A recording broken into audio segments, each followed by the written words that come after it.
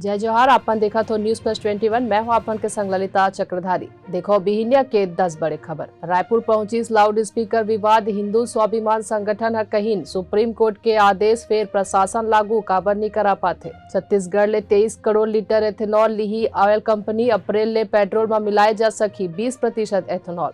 वाराणसी के ज्ञानवापी मस्जिद में हुए सर्वे के वैधता पर सुप्रीम कोर्ट दोबारा कर ही सुनवाई। पीएम मोदी वडोदरा में श्री स्वामीनारायण मंदिर के ओर ले होए वाले युवा शिविर ला कर ही संबोधित।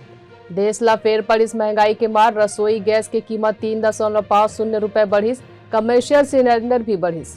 दिल्ली में लेडी हार्डिंग हॉस्पिटल में आज हड़ताल में रही डॉक्टर में नहीं होई कोनो भी काम। आंध्र प्रदेश में 2 टन ले ज्यादा लाल चंदन करे गई जब्त। राजकुंद्रा के खिलाफ ईडी हा दर्ज करिस मनी लॉन्ड्रिंग के केस। अनुराग ठाकुर हा भारत में विदेशी फिल्म के शूटिंग पर 2 योजना के करिस घोषणा। आईपीएल के 67वां मैच में बेंगलोर और गुजरात के बीच आज शाम 7:30 बजे खेले जाए मुकाबला। ऐसा जानकारी ले लगातार अपडेट रहे बर देखत रहो न्यूज प्लस 21 आप मन के हक के बात।